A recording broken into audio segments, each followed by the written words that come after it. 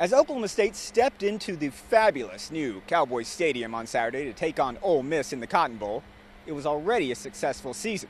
The Cowboys were playing in their fourth straight bowl game for the first time ever, and looking for their first 10-win season since 1988, when head coach Mike Gundy was the starting quarterback for the Pokes, and Ole Miss coach Houston Nutt was an assistant coach with OSU. But just like everything else this season, Saturday's game wasn't going to come easy. As we learned on Friday, that senior cornerback and kick returner extraordinaire Parrish Cox would not play after violating team rules. So in a season filled with obstacles, OSU would once again have to prove that they could flourish in the face of adversity. And boy, did the OSU defense ever respond to the challenge. Ole Miss threatened 10 minutes into the game, getting all the way inside the 1-yard line, as the Rebels twice tried to bulldoze 330-pound defensive tackle Jarrell Poe into the end zone. Senior linebacker Donald Booker and company were there to stymie the Rebels. It was still scoreless early in the second, when Ole Miss junior quarterback Javon Sneed was picked off by senior free safety Lucian Antoine. And though Antoine is known as the Punisher, watch as Markel Martin absolutely annihilates Sneed with the blindside block. Sneed would leave the game, but eventually return. OSU would pin Ole Miss deep in its own territory, but then disaster. Lightning in a bottle, senior wide receiver / running back / where did he go? Dexter McCluster was gone. 86 yards, untouched for the touchdown. It was the second longest touchdown run in the Cotton Bowl's 74-year history. He had been kept in check up to that point, but he gave the Rebels a 7-0 lead, and that would be the score at the half. Almost halfway through the third quarter, and after the first of two missed Ole Miss field goals, redshirt freshman quarterback Nathan Stanley from Sequoia Tahlequah made a mistake, as OSU senior linebacker Andre Sexton got the interception, gave the Cowboys great field position. Sexton would be named defensive MVP. He finished with 10 tackles and 2 interceptions. That led to Keith Tosin running the Wildcat on 3rd and goal. He pulls a play right out of the book of Tim Tebow, throwing the jump pass to Wilson Human for the 1-yard touchdown. The score was tied 7-7 with a quarter and a half to play. 3.5 minutes later, it looked like OSU had scored again when Josh Cooper broke free down the sideline for an apparent 37-yard touchdown reception from Zac Robinson. The replay brought the ball back all the way to the 9, even though Mike Gundy clearly thought it should have been at the 5. OSU drove inside the 5, and just like Ole Miss in the first quarter, the Cowboys were stuffed on 4th and goal from the 1 as Keith Tosin came nowhere close to getting in on the handoff. Tosin finished with 41 yards on 10 carries. Kendall Hunter had 94 yards on 9 carries. Even though Ole Miss had missed a second field goal attempt, momentum seemed to shift away from the Cowboys for good when Jarrell Poe seemed to clearly and blatantly jump off sides, leading to the interception of Zac Robinson by Ole Miss senior safety Kendrick Lewis in the end zone.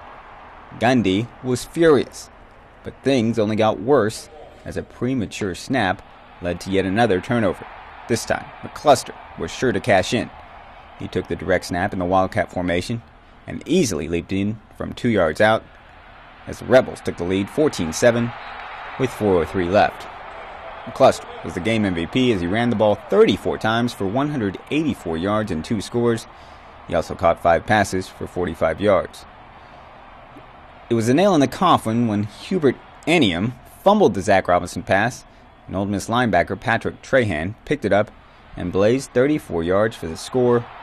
Ole Miss led 21-7 with just over 3 minutes remaining. The Rebels turned the ball over 5 times, but the Cowboys turned it over 6 in the fourth quarter, and 7 overall, as Houston Nutt and the Rebels claimed their second straight Cotton Bowl victory, 21-7 over OSU. The Cowboys scored a grand total of 7 points in their final 2 games. It's hard to overcome giving one away, and at some point we got to make some plays. We've got to step up. I told the team the same thing. In order to win on a big stage against a football team that comes from a great football league and has got good players, and they're a good football team, very good team, you got to step up and make plays. And we didn't do that today. I think it's a combination of the teams we're playing with, just not being able to make any plays on offense, not executing, turnovers. We just didn't put together any good games or any good drives, really any plays as a whole. There was always something going on, and you got to play, as a group, and we didn't do that the last 2 weeks. We were really proud of our whole football team. We did well in special teams. Our offense moved the ball sometimes, and defensive we stopped them sometimes. So it's a team effort, and we're all sick that we lost, and we have the same feelings. But at the same time, we did play really well, and we're extremely proud of our guys for that. I mean, it's just been fun. This last game, it was so fun out there flying around with my teammates, making hits, getting a chance to go up against one of the fastest guys in the country. I wouldn't want to have it any other way, even though we lost. I mean, it's a great moment. I'm always going to hang my hat on this moment.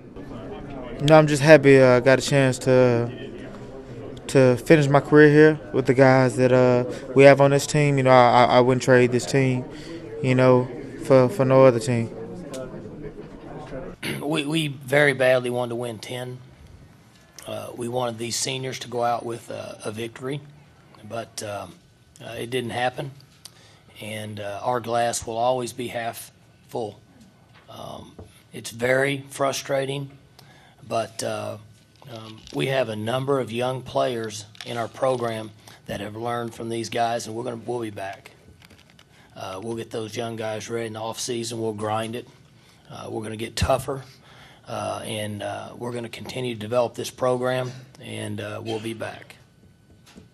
So as they prepare to transform this magical stadium into the venue where the Dallas Cowboys will play in less than 24 hours, transformation is also the key word for the Oklahoma State Cowboys, as they lose a senior class that changed the very perception of Oklahoma State football.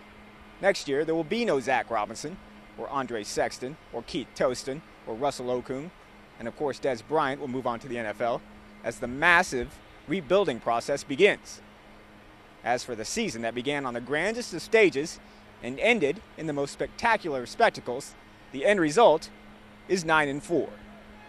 Reporting from Cowboys Stadium in Arlington, Damon Fontenot, News OK Sports.